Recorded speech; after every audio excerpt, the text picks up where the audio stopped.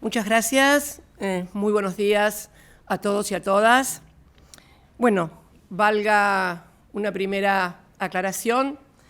Estoy ejerciendo el derecho que me concede el artículo 104 del Código de Procedimientos Penal en cuanto a que, como soy acusada, pero al mismo tiempo también soy abogada, puedo hacer uso de esta etapa del alegato por mi carácter de profesional, además de acusada. Quiero hacer esta aclaración porque no puedo dejar de recordar que me fue negado el derecho a ejercer la defensa oportunamente cuando hubo una improcedente y arbitraria ampliación de los alegatos del fiscal sobre prueba que no había sido merituada y con acusaciones que no habían existido. Por lo tanto, cabe aclarar que esta declaración que voy a hacer ahora no es una graciosa concesión del tribunal, sino que me asiste el 104 del Código de Procedimientos. Con lo cual, si no hubiera tenido la suerte de ser abogada, hubiera estado en estado de indefensión frente al alegato del fiscal. Bien, hecha esta pequeña aclaración, quiero en primer lugar felicitar al doctor Beraldi y al doctor Ari Chernovoy por el ejercicio profesional de la defensa que desplegaron de una manera tan profesional, pero fundamentalmente tan clara en cuanto a escuchar el alegato del fiscal, a pasar a los hechos y a la valoración de la prueba y, por último, aplicar el derecho, en donde se desmontaron las increíbles mentiras que desarrollaron los fiscales Mola y Luciani, y además de todo eso también, y quiero decirlo y recalcarlo, quedaron a la luz del día las arbitrariedades que se han cometido en este juicio. La verdad que yo seguí en las jornadas del día lunes y martes, en vivo y en directo, las intervenciones de ambos profesionales. Y por un momento tuve la sensación de estar viendo como esas películas a las que estamos acostumbrados, donde hay juicios por jurados en Estados Unidos y entonces hay un juez que conduce el proceso y los abogados intervienen, van con las pruebas y finalmente demuestran y encuentran la verdad. Porque de eso se trata en definitiva, ¿no? Un juicio y el rol de los jueces y de los fiscales, encontrar la verdad.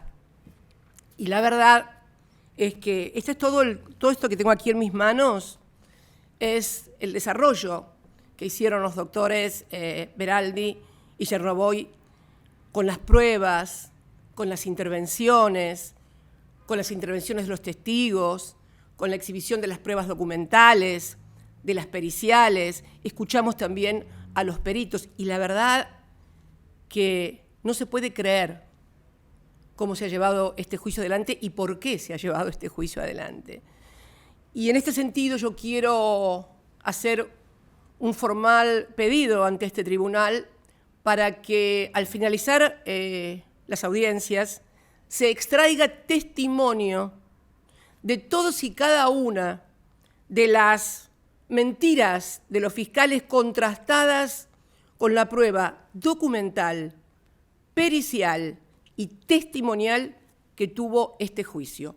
Ejemplo. Voy a dar 2 o 3 ejemplos de lo que estoy hablando y de que todos escuchamos y pudimos ver, además. De la confrontación de lo que decía el fiscal con la confrontación con los hechos, con la prueba obrante en el expediente, porque las pruebas tienen que estar en el expediente, reitero. Y finalmente confrontado esto con el derecho. Y quiero remarcar, por ejemplo, algunos ejemplos para que se entienda. Había una documental en donde la abogada del distrito de vialidad número 23 decía que a las empresas pertenecientes al Grupo Baez, Austral Construcciones y otras, no se les debía absolutamente nada.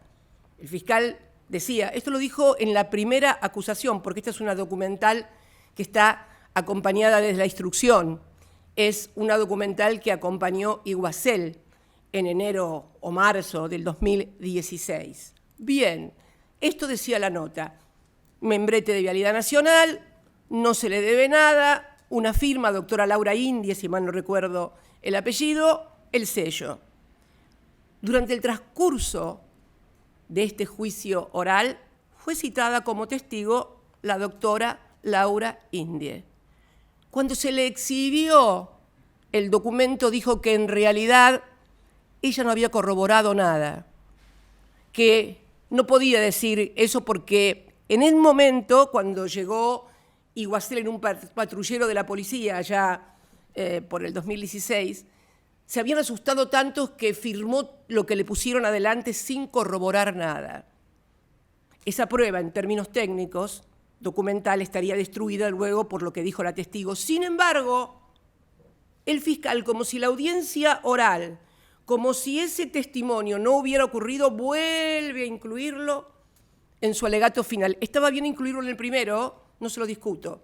Jamás pudo haberlo incluido en su alegato final de acusación. Esa es una. La otra, la de mi presunta reunión. Yo no sé qué problema tienen los jueces en Comodoro Pi y los fiscales con mis reuniones, porque, y permítame la digresión, ¿no? Tuve que soportar 25 tapas de diarios, mis secretarios ir a declarar a Comodoro Pi porque decían que yo había mantenido una reunión con el doctor Casanello, que tenía una causa determinada, no importa cuál.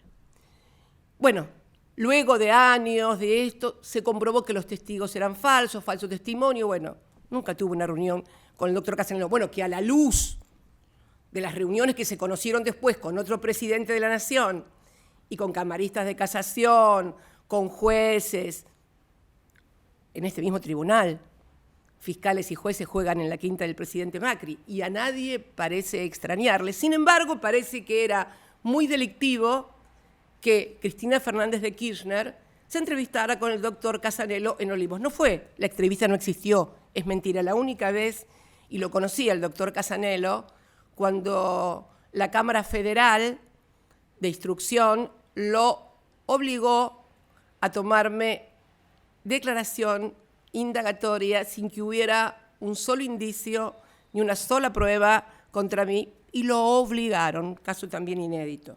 Yo no sé, pero el derecho penal de autor en la Argentina tiene nombre y apellido, se llama Cristina Fernández de Kirchner, evidentemente. Sigamos.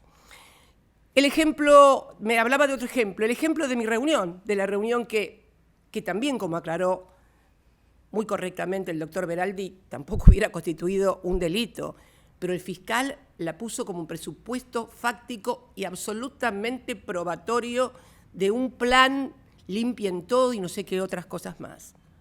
Todo mentira. Ese día estaba en un acto, unos actos finales de nuestro gobierno donde inauguramos la planta de uranio enriquecido de la Comisión Nacional de Energía Atómica en Bariloche, provincia de Río Negro.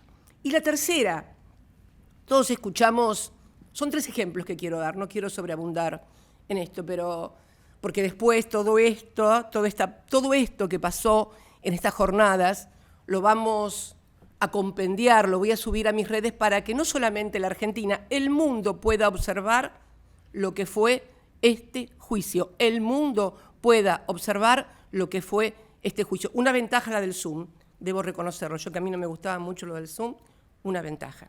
Bien, tercer ejemplo. Escuchamos al fiscal Luciani en una de sus intervenciones artísticas, grandilocuentes, decir, habían traído una prueba que nunca se había discutido, que era el teléfono del exsecretario de Obras Públicas, señor López, que lo habían traído del juicio en el cual lo habían condenado por los 9 millones de dólares. Bueno, ¿qué nos dijo el fiscal Luciani en un ejercicio histriónico, que había estado durante meses mirando las 9.000 fojas de llamadas del teléfono, que habían controlado 26.000 llamadas y que entonces habían encontrado las 4 llamadas que demostraban la familiaridad con que se manejaba el secretario de Obras Públicas y el señor Báez y... Bueno, se le había pasado por alto más de 400 llamadas del señor Caputo, el hermano de la vida del expresidente Macri, a quien también, como lo demostré en la última... Bueno, esa intervención, me acuerdo, no fue tomada porque no me habían dado el derecho a defenderme, pero hermano de la vida, y donde intervenía y pedía redeterminaciones de precios y denotaba una familiaridad que ninguno de los que estamos en este juicio hemos tenido ni entre nosotros ni con nadie. Se le pasó. O la del empresario Carlos Gutiérrez. Ambos, vale aclarar, en el caso del señor Caputo todos sabemos su pertenencia política. Es uno también de los visitantes asiduos en Los Abrojos, la misma quinta en la cual un señor juez integrante de este tribunal y el fiscal juegan al fútbol. Pero bueno, estos 3 ejemplos demuestran las mentiras en las que incurrió. Y la verdad que estamos, creo yo, ante un claro caso de prevaricato, porque no solamente los jueces tienen la obligación de buscar la verdad, sino también todos los auxiliares de la justicia y, por supuesto, el Ministerio Público Fiscal. Por eso voy a pedir se extraigan testimonios de todos y cada uno de los hechos donde,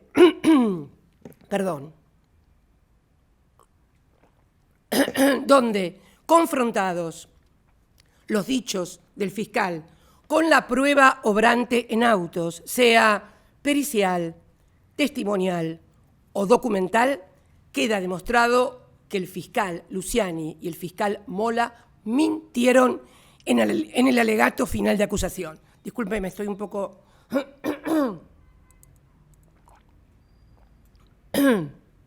Y reitero, vamos a subir a la red todas las audiencias en donde tanto el doctor Beraldi como el doctor Chernoboy pudieron demostrar claramente, bueno, lo que han sido las mentiras, las calumnias y las difamaciones.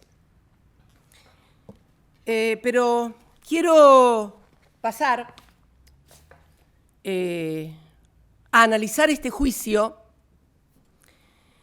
desde una perspectiva que no solamente es lo penal, sino el ordenamiento jurídico, porque todos somos abogados, ustedes son todos penalistas, yo no soy penalista, pero todos sabemos cómo debe funcionar,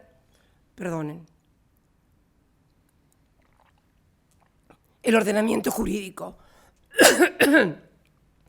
Antes de decidir si vamos a ser abogados penalistas, comercialistas, civilistas, etcétera, todos quienes hemos ido a la Facultad de Derecho hemos pasado por una materia que se llama Introducción al Derecho.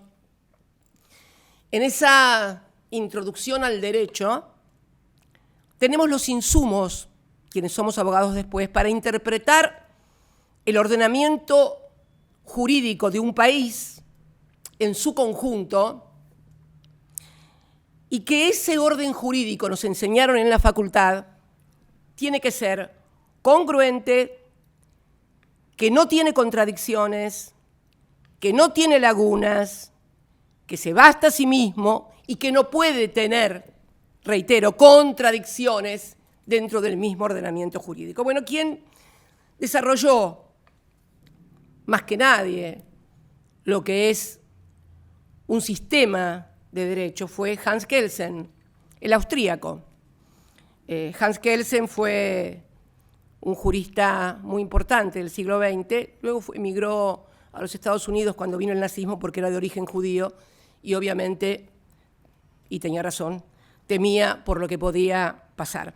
Hans Kelsen, en él abrevamos todos los estudiantes de Derecho. ¿Por qué? Porque es el que nos da los insumos básicos para que un abogado pueda entender qué es el derecho, cómo funciona, qué es el ordenamiento jurídico, la interpretación de las leyes, los principios generales del derecho y la jerarquía de las normas. La jerarquía de las normas no es una cuestión menor. La famosa pirámide de Kelsen. ¿Qué es la pirámide de Kelsen? Kelsen construye la idea del derecho positivo y dice que es una pirámide. En la cúspide de la pirámide está la Constitución. No hay nada más importante que la Constitución y los tratados internacionales de derechos humanos. Esta es la cúspide de la pirámide kelseniana. Mire, yo acá tengo mi vieja Constitución, está media viejita, pero la muestro porque vamos a hacer como peras y manzanas para darnos cuenta cómo funciona esto. Esta es la Constitución mía del año 94. Saben que yo fui constituyente en el 94, creo que el fiscal lo reseñó toda mi carrera política. Bueno, en la cúspide está esto. Nada puede entrar en contradicción con esto, que es lo máximo. Bien, vamos a ponerla acá, en la cúspide. Después vienen los códigos, que son las normativas, los código civil y comercial, por ejemplo. Este lo reunificamos durante mi segundo mandato. El Código Penal, vamos a ponerlo de este lado, porque este rige las relaciones privadas, comerciales, civiles, pero entre el mundo de los privados. Vamos a poner de este lado el Código Penal, que es un subsistema del derecho público argentino, y el derecho administrativo, que todavía no tiene código, una deuda que tenemos los distintos gobiernos con el mundo del derecho y de la codificación argentina. Debemos tener un código de procedimientos administrativos. Código Penal y procedimiento administrativo, ley 19.549 y concordantes, integran lo que denominamos el subsistema del derecho público en la República, dos subsistemas diferentes en la República Argentina. Bien, ¿a dónde vamos? La base. ¿Cuál es la base? Constitución en la punta, los códigos en el medio, y la base son las sentencias, los decretos, los reglamentos, lo que hacen los distintos órganos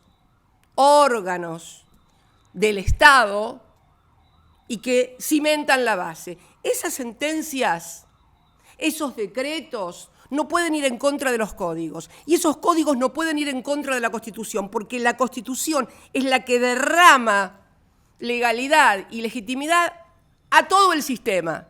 Y vuelvo a repetir, no puede ser contradictorio, no tiene lagunas, una cosa no puede ser lícita en un lado e ilícita en el otro.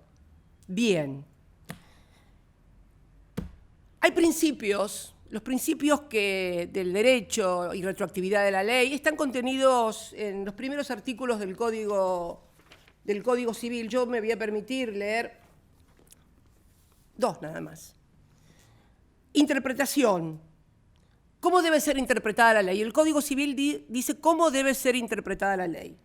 La ley debe ser interpretada teniendo en cuenta sus palabras, sus finalidades, las leyes análogas, las disposiciones que surgen de los tratados sobre derechos humanos, los principios y los valores jurídicos de modo coherente con todo el ordenamiento. Repito esta última palabra. Todo debe ser hecho de modo coherente en todo el ordenamiento. Bien, y después hay otro principio que a mí me gusta mucho, que es el principio de inexcusabilidad, que es el del artículo 8, que establece que nadie puede ser excusado de cumplir la ley por alegar no conocerla.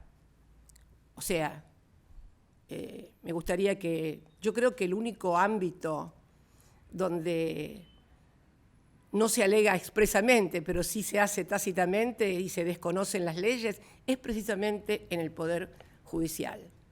Pero bien, este principio de inexcusabilidad que se le aplica a rajatabla a todos los ciudadanos, ningún ciudadano puede decir, no, yo no sabía eso, no lo cumplí. Bueno, esto tiene una excepción precisamente en donde no debiera tenerla, y refleja también un poco el nivel de crisis sistémica en el que estamos. Esta es una interpretación sistémica. Esto es lo que estoy haciendo, ver cómo encaja este juicio en el sistema jurídico argentino y si es viable que este juicio encaje en el sistema jurídico argentino. Bien, hecho estas salvedades, vamos ahora a la acusación. ¿Y qué dice la acusación? La acusación dice que los 3 gobiernos constitucionales, a partir del 25 de mayo del 2003, el que encabezó quien fuera mi compañero, presidente Néstor Kirchner, a partir del 25 de mayo del 2003, el que encabecé a partir del 10 de diciembre del 2007, y el tercero, cuando fui reelecta en el 2011, a partir del 10 de diciembre del 2011 hasta el 2015, bueno, Luciani Mola, el Ministerio Público Fiscal, dice que fueron 3 asociaciones ilícitas y marca el inicio de la primera el 25 de mayo del 2003, que finaliza el 10 de diciembre del 2015. Uno podría decir, 3 gobiernos constitucionales, nunca hubo, digamos, porque el derecho también es lógica, ¿no? Nunca hubo en la vida política argentina, sobre todo a partir de la ley Sáenz Peña, ningún gobierno, ninguna fuerza política que tuviera 3 periodos consecutivos de gobierno. Solamente nosotros fuimos reelegidos en 2 oportunidades más, 2007, la misma fuerza política. Sin embargo, dice que esto, ¿y para qué se hizo esta asociación ilícita? Dice la Fiscalía. Bueno, esta asociación ilícita la pergeniaron para hacer 51 contratos viales en la provincia de Santa Cruz, pero no contratos viales del orden nacional con una empresa X. No. Le hicieron a través de interpósita persona. ¿Quién es la interpósita persona? Una provincia. La interpósita persona con la que esta asociación ilícita hace 51 obras viales en Santa Cruz es por interpósita persona. ¿Quién es la interpósita persona? La provincia de Santa Cruz. Bien, o sea, Néstor Kirchner, que fue intendente en 1987, 4 años, gobernador electo en el 91, reelecto en el 95, reelecto en el 99, hizo todo eso pensando que iba a llegar a la presidencia de la Nación para hacer 51 obras viales en la provincia de Santa Cruz, a través de la provincia de la que había sido gobernador durante 3 periodos consecutivos. Esta sola enunciación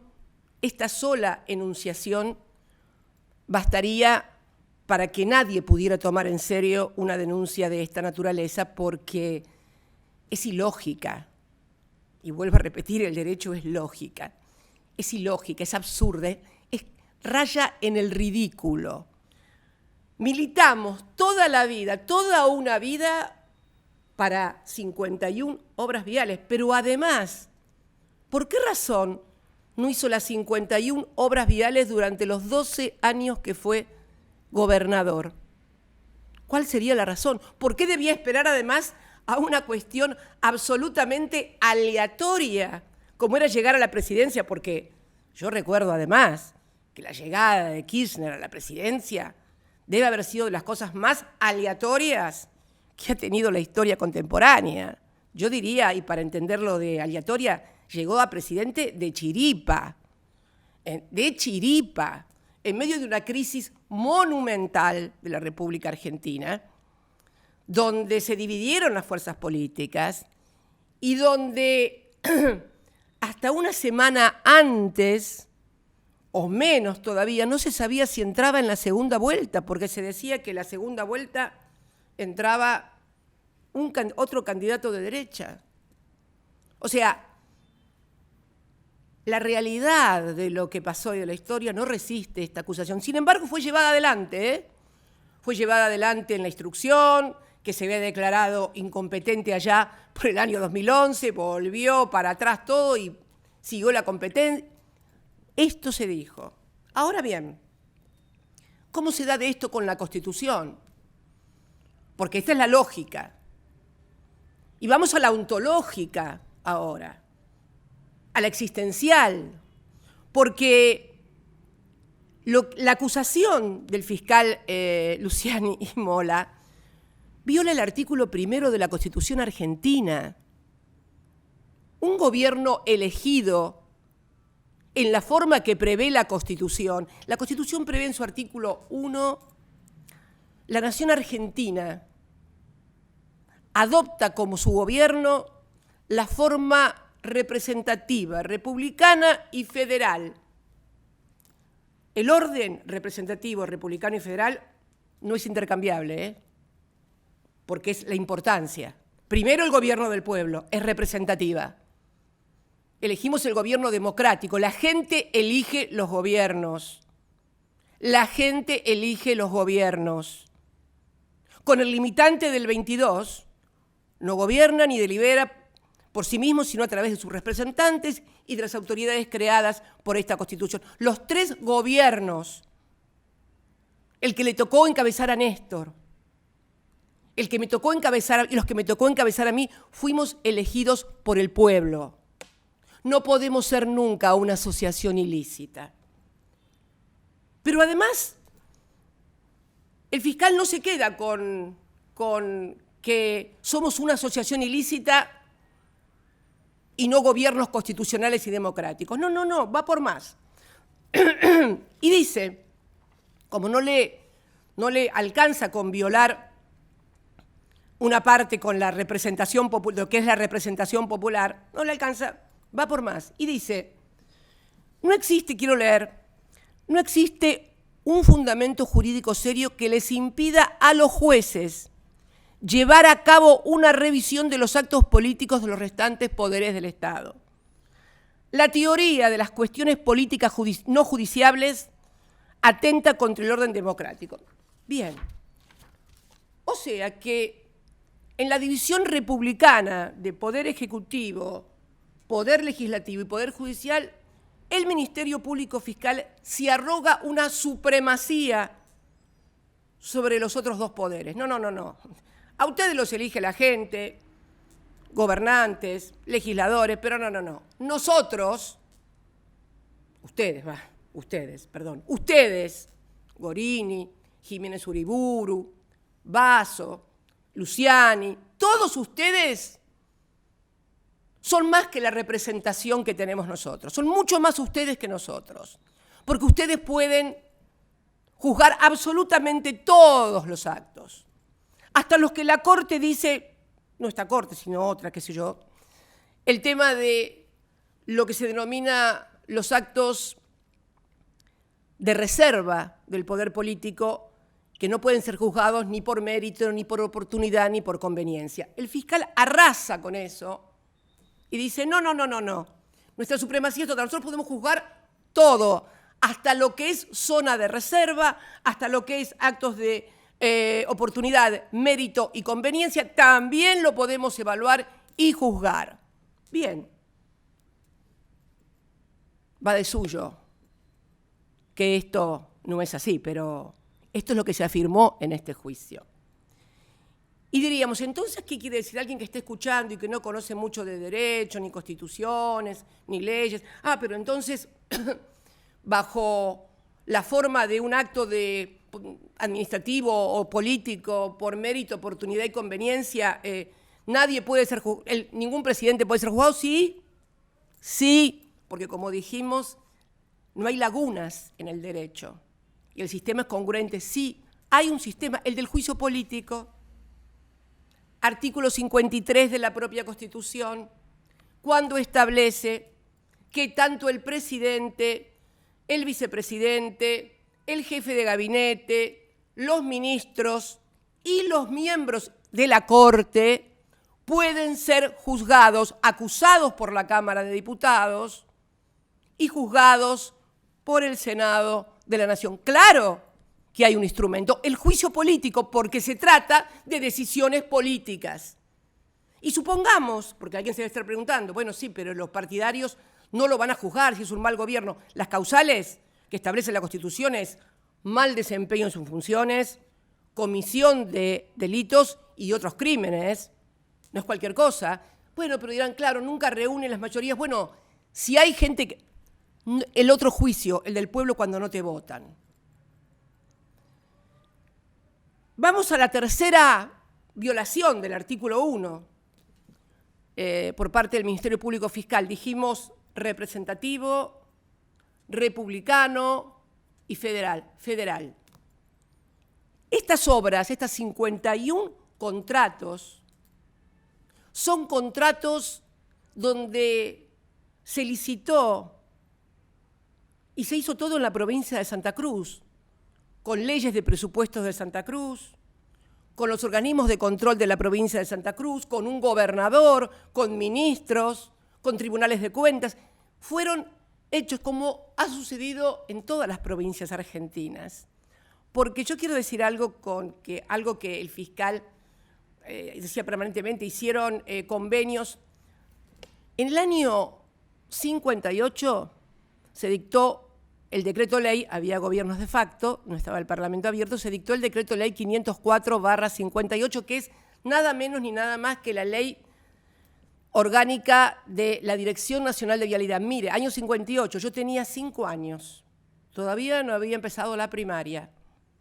Y en el artículo 37 de ese decreto ley se establecía que la Dirección Nacional de Vialidad, que era un ente autárquico, administración descentralizada, no vinculada jerárquicamente al Poder Ejecutivo, podía hacer con las administraciones de vialidad provincial construir obras viales, mantener obras viales, en fin, lo que se viene haciendo desde el año 58. Reitero, tenía 5 años. Sin embargo, la Fiscalía lo presentaba como algo, casi un instrumento del delito. Bien. Entonces, está claro que eran actos administrativos que tenían lugar en la provincia de Santa Cruz, que por si todo fuera poco también, cuando se le remitieron a la provincia de Santa Cruz las actuaciones, cuando Ercolini, el elogiado juez del Ministerio Público Fiscal, remitió 49 de estos 51 contratos a Santa Cruz para que fueran juzgados por la justicia de Santa Cruz, fueron juzgados por la justicia de Santa Cruz y fueron sobreseídos. Sin embargo, estamos de vuelta acá con ellos. Y la verdad que está violando también la cláusula federal, porque las provincias no han delegado el poder en la nación, artículos 121 y 122, y seguimos con la congruencia del sistema de la Constitución Nacional, que les garantiza la autonomía y el ejercicio de sus instituciones y de las autoridades por ellas electas, a cambio que se cumplan los requisitos que establece el artículo 5, que son instrucción primaria, asegurar el régimen de municipalidades y el régimen de justicia, si mal no recuerdo. Así estamos, o sea, esta asociación ilícita no tiene ni pies ni cabeza, pero fundamentalmente es profundamente inconstitucional, profundamente antirrepublicana y profundamente antifederal.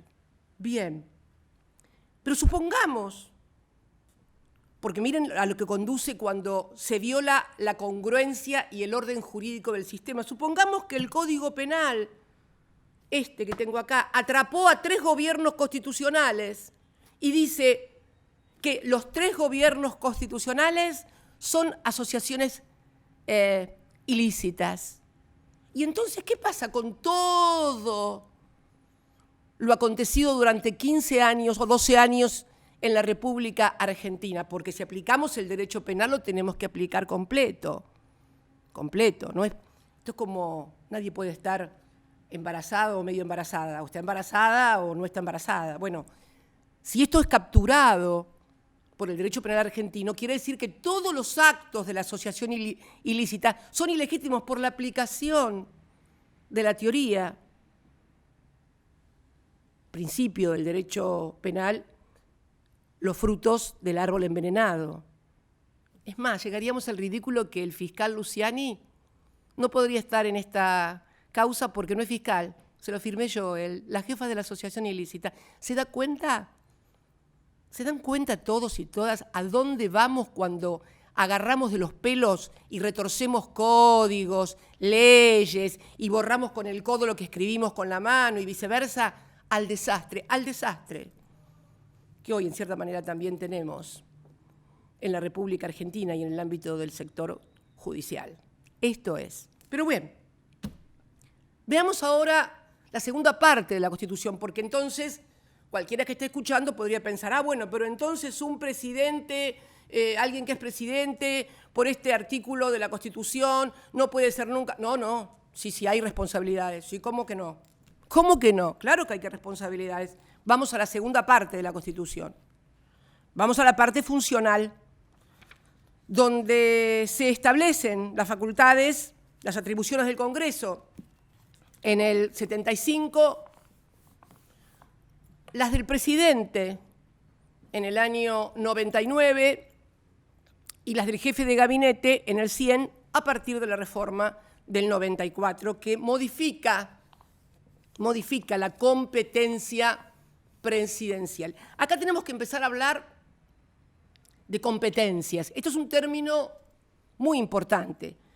¿Por qué es muy importante? Porque en el marco de las relaciones privadas, por ejemplo, Código Civil y Comercial, el mundo de lo privado, en el mundo de lo privado, todo lo que no está prohibido, la regla es, todo lo que no está prohibido está permitido. En el mundo de lo público, y especialmente de lo administrativo, que es el que rige las competencias y reglamenta las competencias establecidas en la Constitución, es a la inversa. La regla es incompetencia, o sea, salvo que vos tengas la competencia determinada en forma expresa. Acá no hay competencias tácitas. En materia de derecho administrativo las competencias no son tácitas, son rigurosas, expresas y tienen que estar escritas. Eso es la competencia en materia administrativa. ¿Y por qué es tan importante la competencia? Porque determina la responsabilidad. ¿Qué es la competencia? Es el conjunto de atribuciones, de facultades, de obligaciones que tienen los distintos organismos que establece la Constitución y que van desde el Poder Legislativo hasta la Auditoría General de la Nación, pasando por el Ministerio Público Fiscal, etc., y el presidente, por supuesto, y jefe de gabinete. O sea, uno es responsable por las competencias que tiene y tiene obligaciones respecto de la competencia. No hay competencias por omisión, no existen. Es más, hay una intervención interesante de Lavagna, de quien fuera ministro, en este juicio, de quien fuera ministro de Economía del gobierno del presidente Kirchner, que fue citado a declarar también. Yo me gustaría que todos repasaran un poco, porque yo creo que cuando llaman a declarar a tanta gente deberían escuchar lo que la gente dice y recordar lo que la gente dice porque, bueno, me parece que eso ayuda. Me acuerdo que cuando habló el doctor Lavagna, el fiscal le pregunta con respecto a la denuncia que había hecho de cartelización de la obra pública en una reunión anual de la Cámara Argentina de la Construcción. Y me acuerdo que el fiscal le pregunta, pero porque el fiscal acusaba de que Kirchner lo había echado por lo que había dicho en la Cámara Argentina de la Construcción, otra mentira, aclaró que era porque había ido IDEA y por el resultado de las elecciones, que en realidad el resultado de las elecciones es el tema. Bien, donde obviamente ganamos por amplia mayoría, yo encabecé la lista de senadores en el año 2005. Bien, ¿qué dice Lavagna? Lavagna dice, pero no hizo nada el presidente, no. Habla de la defensa de la competencia, que es un organismo que está en el Ministerio de Economía, es el órgano de defensa de la competencia donde se presentan todas las cuestiones de posiciones dominantes, de cartelización, y el fiscal, que se ve que derecho administrativo no fue una materia que le haya ido demasiado bien en la facultad, me parece, porque no sé, me da la impresión de que no anduvo medio flojo en materia de derecho administrativo. Le pregunta, pero ¿y el presidente no le dijo nada a la defensa? No, le dice Lavagna, no puede haberle dicho nada porque si el presidente llegaba a intervenir en la defensa de la competencia, podía caerse todo por nulidad. Exactamente. Cuando uno en el ámbito del derecho público, del derecho administrativo, de la política, si se quiere, trabaja por afuera de la competencia concreta que le acuerda la Constitución, las leyes y los reglamentos, lo que usted hace cae fulminado de nulidad. Y todo lo que toca lo marca con nulidad. Se lo dice Lavagna, que no es administrativista, pero claro, tiene años de la función pública y sabe lo que se puede hacer y lo que no se puede hacer. Vamos entonces a las competencias, que son las que determinan, vuelvo a decir, la responsabilidad. Bien, se discutió mucho en este juicio oral, que si el presupuesto, que quién era el que hacía el presupuesto. Bueno, eso son parte también de las cosas que van a ir en los puntos de testimonio que yo quiero decir, porque el fiscal dijo cosas que no tenían ni pies ni cabezas y se comprobó cómo se hace un presupuesto, que ningún diputado ni legislador es presionado, etcétera, etcétera. ¿Y qué fija? Cuando uno ve el cúmulo de competencias, por supuesto el que más competencias tiene es el Poder Legislativo, que es donde está la representación del pueblo y de las provincias. 32 incisos forman el pliego que despliega, valga la redundancia, el artículo 75 como competencias del Parlamento argentino. Para que tengan una idea, el Poder Ejecutivo en el artículo 99 tiene 20 competencias fijadas y el jefe de gabinete tiene 13 competencias. Esto define la importancia de los órganos representativos, cómo es. Por supuesto, el inciso 8, dice fijar anualmente, esto es facultad excluyente y exclusiva del Poder Legislativo. Solo el Poder Legislativo puede aprobar o desechar un presupuesto. Bueno, de hecho, estamos sin presupuesto. Me tocó también estar sin presupuesto allá por el año 2011, año de las elecciones, donde nos habían dejado sin presupuesto. Vamos al tema que nos ocupa, que es las facultades de quienes hemos ocupado la presidencia de la Nación. Y acá la reforma del 94 bifurca las competencias, modifica, divide las competencias. La idea era de que la administración tuviera un jefe de gabinete que además un sistema medio semiparlamentarista, que cuando la administración no anduviera bien, el jefe de gabinete pudiera ser removido por un voto de censura del Parlamento, cosa que nunca ocurrió y que nunca sirvió, pero bueno, así estamos. Hay muchas cosas de esta Constitución del 94 que realmente, y si me permiten la digresión, yo sé que esto va a traer polémica, pero si me dan a elegir entre esta, en la que yo participé, y la del 53 que hizo Juan Bautista Alberdi, me quedo con la de Alberdi. Nos daba más resultados. Bien. Se divide y dice que el presidente, atribuciones del Poder Ejecutivo, en su primer inciso, es el jefe supremo de la Nación, jefe del gobierno y responsable político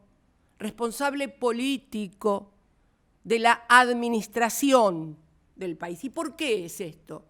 Porque se transfieren al jefe de gabinete la administración del país. Fíjense que en el artículo 100, el primer inciso, que es el que fija las atribuciones del jefe de gabinete, dice ejercer la administración general del país. Ya no la ejerce más el presidente, la administración del país.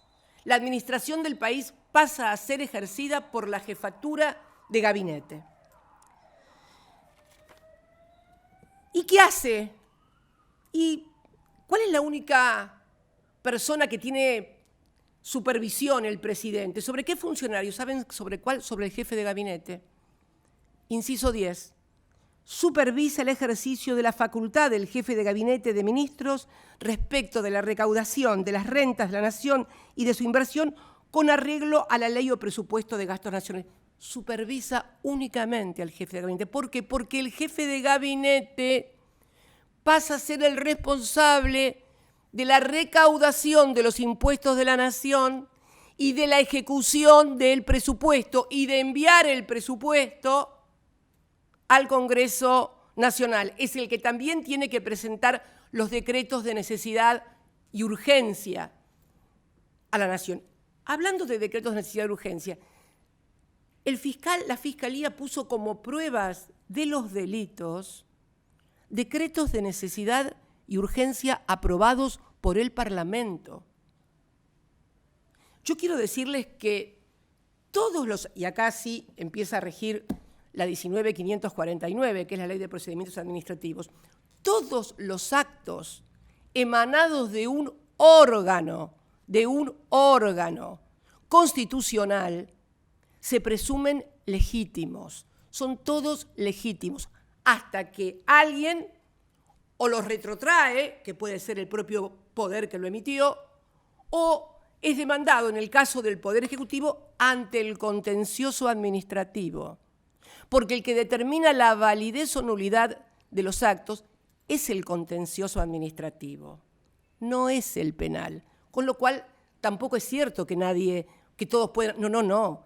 Si hay alguien que tiene una facultad y ejerce, un presidente, y es demandado ante el contencioso administrativo, y el contencioso administrativo hace lugar, el acto queda sin validez.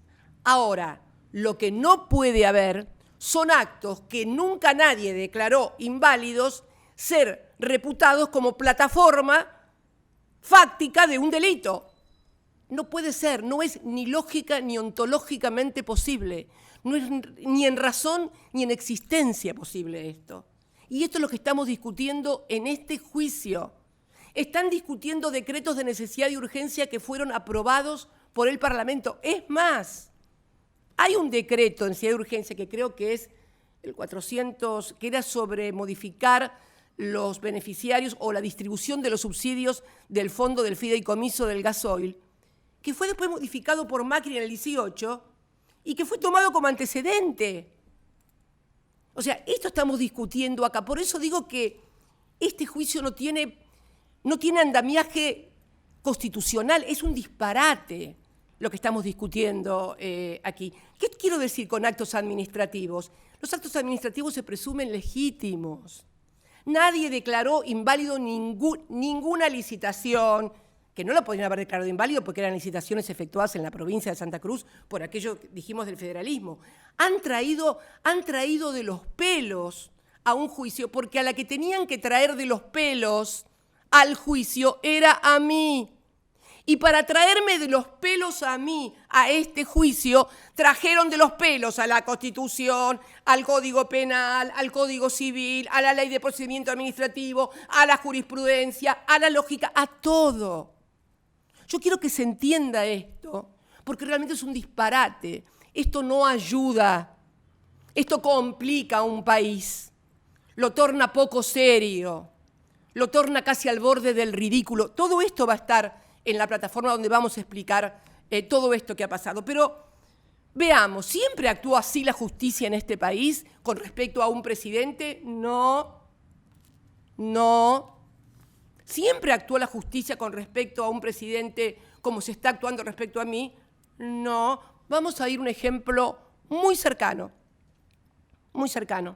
Y vinculado, yo creo que vinculado con la llegada de Néstor Kirchner al gobierno. Yo estoy absoluta, esto es una evaluación de carácter estrictamente político, entiéndase, que él compartía conmigo y que muchos de nuestros compañeros comparten. Yo creo que el análisis en general.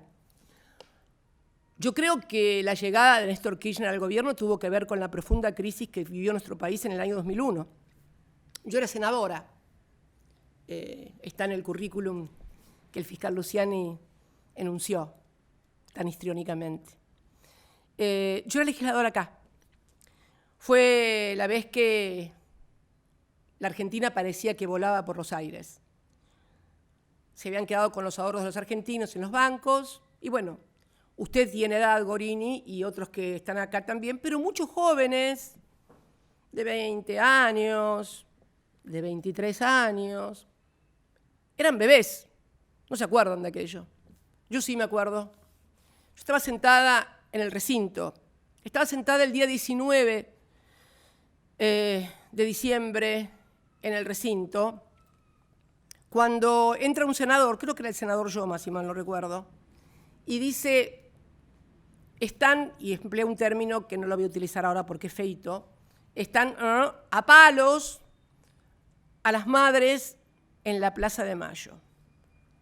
De la Rúa era presidente, hubo una gran conmoción, la gente estaba en la calle, y el día 19, a la noche, a las 22 horas, ingresa acá al Senado, esta es una copia, el dictado del decreto 1678 del 19 de diciembre del 2001, firma de la Rúa, decreto mensaje 1679, Cristian Gabriel Colombo, jefe de gabinete, recordamos todas las figuras, ¿no? Las responsabilidades, etcétera, etcétera, etcétera. Cristian Gabriel Colombo, Ramón Bautista Metre, ministro del Interior. ¿Y en qué era este decreto? Era este, acá está la primera parte, decreta. Artículo primero, declárase el estado de sitio en todo el territorio de la Nación Argentina por el plazo de 30 días. Dese cuenta el Honorable Congreso, en el Congreso ya había entrado en recesión, obviamente habían terminado las ordinarias el 10 de diciembre, con lo cual, haciendo uso de un derecho constitucional, como es el 23, artículo 23, el doctor de la Rúa firma el decreto de necesidad y urgencia declarando el estado de sitio en todo el territorio nacional por grave conmoción interna. La gente estaba en las calles y estaba enojada. Muy, pero muy enojada. Jóvenes no se deben acordar de esto, ni se lo deben haber contado porque siempre los padres tendemos a, ¿para qué vamos a amargar a la gente? ¿Qué dice el artículo 23? Usted lo debe conocer, doctor Gorini. En caso de conmoción interior o de ataque exterior que pongan en peligro el ejercicio de esta Constitución y de las autoridades creadas por ella, se declarará en estado de sitio la provincia o territorio en donde exista la perturbación del orden, quedando suspensas allí las garantías constitucionales. Vamos, ¿no? Vamos viendo, ¿no? O sea, se puede decretar la suspensión de las garantías constitucionales. ¿Qué significa? Y que te pueden meter preso, que sin juicio, que te pueden allanar la casa, sin orden judicial, se suspenden las garantías. Bueno, yo diría que respecto de Cristina de Kirchner, yo vivo en estado de sitio permanente, porque mis garantías constitucionales están todas suspendidas, aparentemente del 10 de diciembre del año 2015. Bien, pero ¿qué pasa cuando un presidente firma, porque esta facultad también está en el 75 del Parlamento, pero eso es cuando el Parlamento está en sesión, en ordinarias. ¿Qué pasa cuando un presidente asume la responsabilidad de suspender las garantías constitucionales y firmar el estado de sitio? Su poder, dice, pero durante esta suspensión no podrá el presidente de la República condenar por sí ni aplicar penas. No puede, obviamente, no puede ser juez, eso está claro. No puede ni juzgar ni aplicar penas, no puede ser un juez. Su poder se limitará en tal caso respecto de las personas a arrestarlas o trasladarlas de un punto a otro de la nación si ellas no prefirieran salir fuera del territorio argentino. ¿Qué significa entonces dictar el estado de sitio? Significa asumir la responsabilidad de haber suspendido las garantías constitucionales y entonces garantizar, ¿qué cosa? La vida de la gente. Porque en este Código Penal, el valor más tutelado, el bien jurídico más tutelado es la vida. Por eso la pena más grande es para el homicidio y todas aquellas que atenten contra la vida. Porque necesariamente es el bien jurídico más tutelado y el único que no tiene reparación. Cuando te matan, cuando te morís, te pueden indemnizar a los familiares, a los que quedan, pero el muerto se murió, no tiene reparación. Por eso, el bien jurídico tutelado tiene tanta penalidad con el homicidio, que es la más grande. Bien, ¿qué pasó? Murió mucha gente en esas jornadas trágicas de la Argentina, más de 30 y pico. Pero hubo juicios que se tramitaron en donde, en el juzgado de Bonadío, sí, en el juzgado de Bonadío. Bien, en ese proceso se investigaron, en el juicio que hizo el extinto doctor Bonadío, se investigaron los homicidios. Quiero mencionarlos porque es importante, por lo menos, recordarlos como personas. Los homicidios de Alberto Márquez, Gastón Riva, Carlos Almirón y Diego Lamaña. Y la tentativa de homicidio de Martín Gali y Paula Simonetti. También se investigan lesiones en distinto grado cometidas en perjuicio de 117 víctimas. Bien, en el juicio estaba, obviamente, había sido denunciado por los familiares de las víctimas, por los organismos de derechos humanos, por el CELS, el doctor de la Rúa. ¿Por qué? Porque el doctor de la Rúa había dictado el estado de sitio y por lo tanto era responsable de la seguridad de las personas. Vamos a ver qué pasó con estas responsabilidades. Bien, dice la sala, Bonadío lo sobreseyó al doctor de la Rúa. Y la Cámara de Casación Penal, antes que la Cámara de Casación Penal, quiero, porque acá tengo, vamos a ir primero con los jueces Irurzun y Fara. Es importante esto porque son actualmente miembros también de la Cámara Federal. Catani votó en disidencia. Y bueno, resolvieron declarar sobreseer al doctor de la Rúa por el delito de homicidio culposo. ¿Y qué dijeron? Voy a leer varios párrafos, tanto de la Casación como de la Cámara Federal, porque cuando la Cámara Federal confirma el fallo que también lo sobresee a de la Rúa, Casación también lo sobresee, todo Comodoro Pi. Desde Bonadío, pasando por la Cámara Federal, pasando por la Casación. 5 muertos. Bien, ¿qué decían algunas cosas? Miren, normativamente,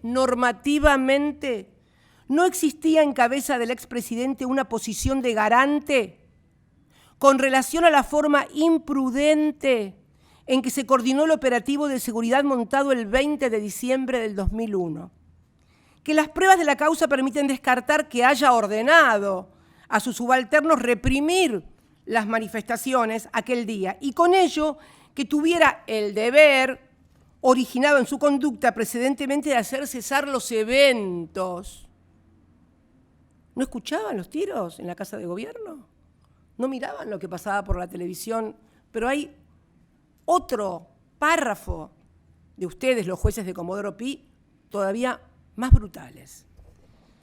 También establecieron, fíjense, también establecieron que el artículo 99, inciso primero de la Constitución Nacional, establece que el presidente, fíjense lo que dije yo, es el responsable político de la administración general del país. Sin embargo, su ejercicio corresponde en primer lugar al jefe de gabinete y luego al resto de los ministros y secretarios.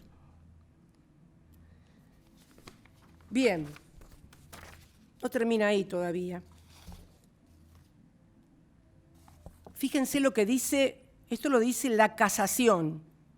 Se ha sostenido que no resulta prudente, la Casación, no resulta prudente extender indefinidamente la cadena de responsabilidades, avanzando sin limitación de ninguna naturaleza en las estructuras jerárquicas y de esta forma incorporando al elenco de imputados a todo aquel que en alguna forma u otra hubiera contado con facultades para influir en el esquema de toma de decisiones. Concluir de una manera contraria, insistimos, importaría apartarse del principio de responsabilidad por el hecho que necesariamente debe primar en el Estado democrático de derecho, incurriéndose así en un supuesto de responsabilidad objetiva ajena al derecho penal liberal. Pero mirá qué bien, Cuando se trata de que no es peronista, el derecho penal es liberal, todas las garantías constitucionales, pero vamos a otra parte de la sentencia.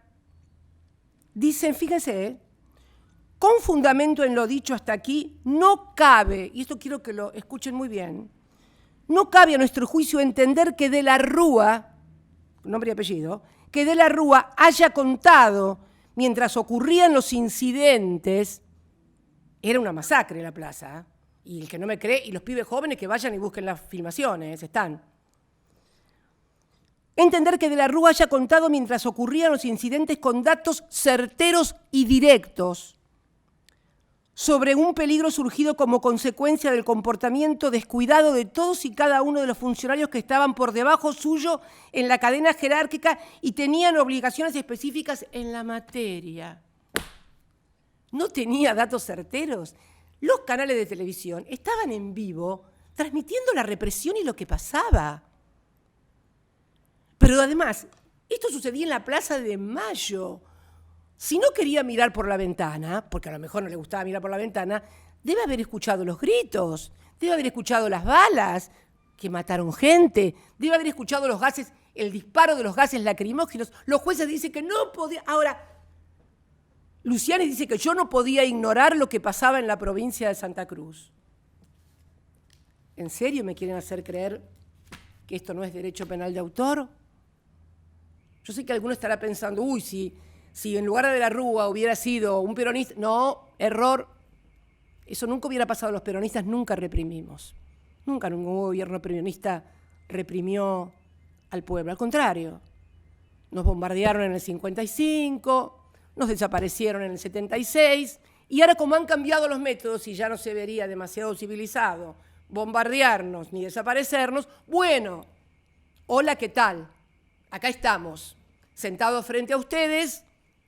Soy vicepresidenta, pero como expresidenta de la Nación, dando cuenta de lo que pasó en la provincia de Santa Cruz, o lo que además, dicho sea de paso también, porque quiero aclarar que el doctor Veraldi, en lo que vamos a subir, ha probado que lo que decían también era mentira, de que no se le debía nada, de que se le había dado dinero, que también era mentira, a la empresa o al Grupo Austral Construcciones. Toda una fábula montada para traerme de los pelos a mí a este juicio. Y la verdad que hasta el 1 de septiembre de este año yo pensaba que esto era para estigmatizarme a mí, al peronismo, como siempre han hecho.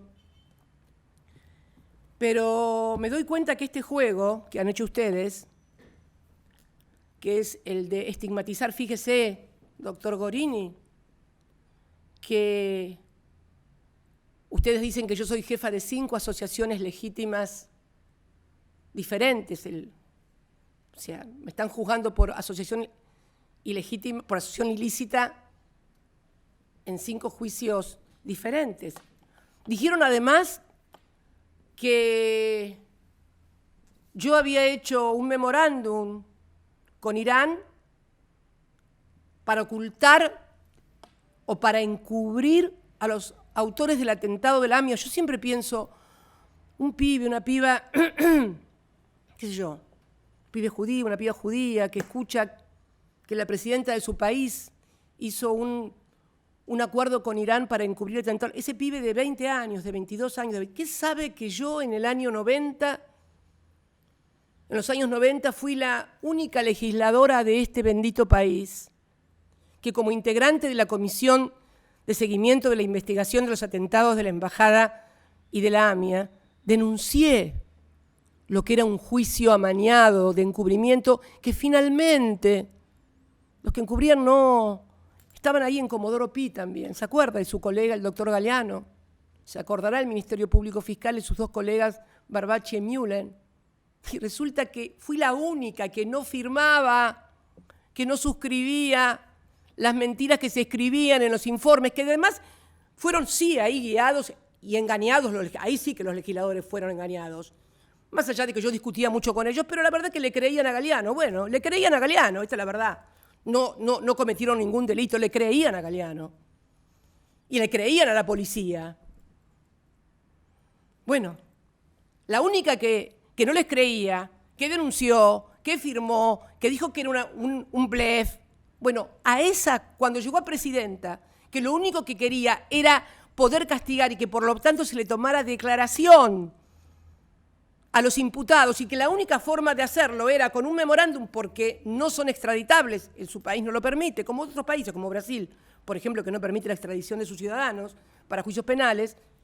Soy yo la encubridora. Esto lo armaron ustedes también en Comodoro Pi, Bonadío. Todavía anda por ahí el juicio oral, si lo van a hacer, no lo van a hacer, qué sé yo qué van a hacer. ¿Qué es lo que piensan hacer? ¿Saben por qué le digo? Porque yo hasta el 1 de septiembre, reitero, creía, bueno, que era esto, ¿no? Estigmatizarme, proscribirme, denigrarme, difamarme, calumniarme, pero a partir del 1 de septiembre me di cuenta que puede haber otra cosa más atrás de todo esto. Porque de repente es como que desde el ámbito judicial se da licencia social para que cualquiera pueda pensar y hacer cualquier cosa. Y yo no puedo olvidar que este año, este mismo despacho en el que estoy sentada ahora, y en este mismo lugar donde estoy sentada ahora y que estaba comiendo con el diputado Kirchner, el senador Parrilli y la senadora Anabel Frances, fue destruido literalmente durante más de 40 minutos de apedreada sin que nadie, ninguna fuerza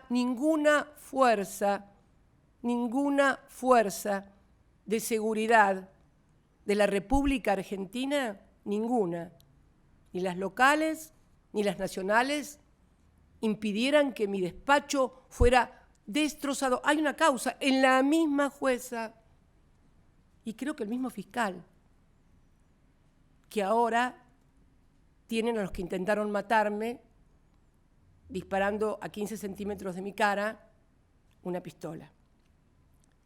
Y unos días después, más tarde, previo a las jornadas de la memoria, el 24 de marzo, aparecieron afiches en toda la ciudad con un cartel de asesina y mi rostro en una foto como las que siempre suelen poner. Son iguales que todas las que pone Clarín. Siempre aparezco fea, mala, enojada, horrible. Todo parte de una campaña. Y decía 35.000 porque, claro, tenía que tener 5.000 más que los 30.000. Y asociada además a la vacuna y a la pandemia. El juez local, el juez nacional, que lo voy a mencionar, 5 meses tuvo la causa y se negó sistemáticamente a los pedidos del fiscal de la causa que pidió la indagatoria de las personas que había individualizado como que podían tener responsabilidad en el haber encargado los afiches y en el haberlos pegado. 5 meses y no hizo nada. Ahora se declaró incompetente, ni bien me presenté como querellante. Debo rescatar la labor del fiscal. La verdad que también sería injusto meter a todos o a todas en la misma bolsa. Hay gente, pero cada vez menos, o por lo menos cada vez se nota menos.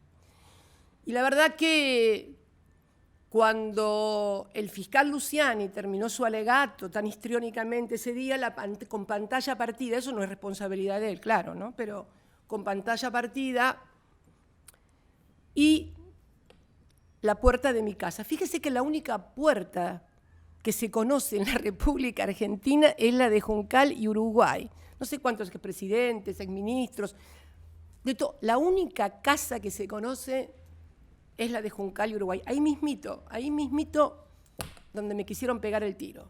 Ahí mismito. Ese día el fiscal terminaba su histriónico alegato y sabemos ahora por las noticias que aparecen todos los días en los medios de comunicación, con los mensajes que intercambiaban quienes forman parte de la banda, de la banda de autores materiales, lo tengo clarísimo eso. Nadie puede pensar que esa banda planificó, ideó la autoría intelectual de lo que me hicieron. Pero la verdad, bueno, el intercambio de esos dos jóvenes, cuando terminó el fiscal Luciano, dijo, se les acabó la joda, ahora van a tener...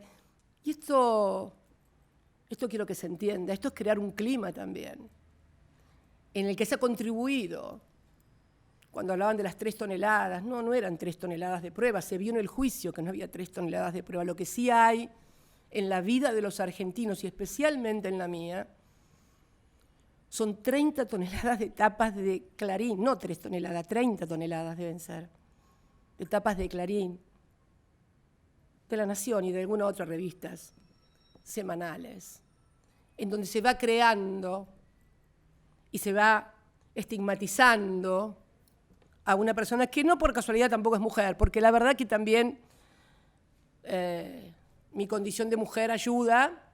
Yo lo escuchaba, y si me permiten la digresión, el otro día lo escuchaba al doctor Beraldi enojarse mucho defendiendo a la perito Adriana Alperovich, porque la verdad que fue muy maltratada, le gritaba el fiscal y no sé por qué le gritaba. Yo le dije, mirá, lo felicité por la defensa que había hecho de ella y le digo, mira Alberto, ¿sabés por qué le gritaba así Luciani? Porque no se llamaba Adrián Alperovich. Porque si hubiera llamado Adrián en lugar de Adriana, seguramente se agarraban a las trompadas o lo agarraban a las trompadas en la puerta del juzgado. Esto es un tema, el de la mujer. Fíjense una cosa, y termino con la digresión. Desde el advenimiento de la democracia, todos los presidentes argentinos, salvo el ingeniero Macri, todos fueron abogados. Alfonsín abogado, Menem abogado, De la Rúa abogado, Rodríguez abogado, Duhalde abogado, Néstor abogado, Alberto abogado, Cristina abogada. ¿A quién fue la única que le hicieron denuncia de que no era abogada? A mí. 3 denuncias, hasta que finalmente el doctor Bonadío culminó con que sí era abogada porque se comprobó con el título que era abogada. Miren, así como vamos mal. La Argentina sí no sale con esta justicia, con este poder judicial, no de ninguna manera, y que terminen con eso de la impunidad. ¿De qué impunidad? ¿Yo impunidad? ¿Tengo 5 causas de asociación ilícita de impunidad?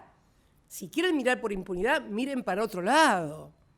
Porque la verdad, yo me siento muy en estado de indefensión, muy intranquila. Los jueces que me juzgan a mí, ustedes, los que están en la casación, algunos, el fiscal, uno de los integrantes de este tribunal, juzgaban al fútbol, son amigos y juegan al fútbol en la quinta de Macri.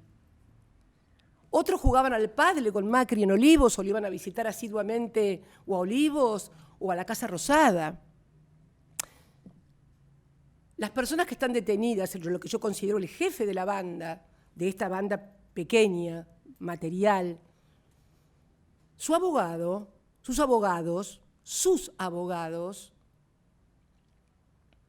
defensores, eran asesores de un senador de la Nación, alguien que se sienta a 20 o 30 metros mío. Su asesor defiende al que me quiso matar. La asesora de otra diputada también defiende a ese que... Y si yo me siento un tanto en estado de indefensión con este país y en este poder judicial, seguramente que sí. ¿Cómo se sentiría usted, doctor Gorini, si le pasara lo mismo que a mí, que alguien que intentó matarlo, los defensores de ese que intentó matarlo son legisladores peronistas? ¿Qué sé yo? Imagínenlo por un instante nada más, porque yo siempre creo y siempre recomiendo a todos que se pongan en el lugar del otro. Yo siempre me pongo en el lugar del otro, por eso acuñé esa idea de que la patria es el otro, no solamente por una cuestión de conmiseración, de solidaridad, sino de ponerse siempre en el lugar del otro. ayuda. Ayuda a resolver mejor las cosas, sobre todo cuando se tiene tanta responsabilidad. Muchas gracias a todos y a todas por el tiempo que me han dispensado.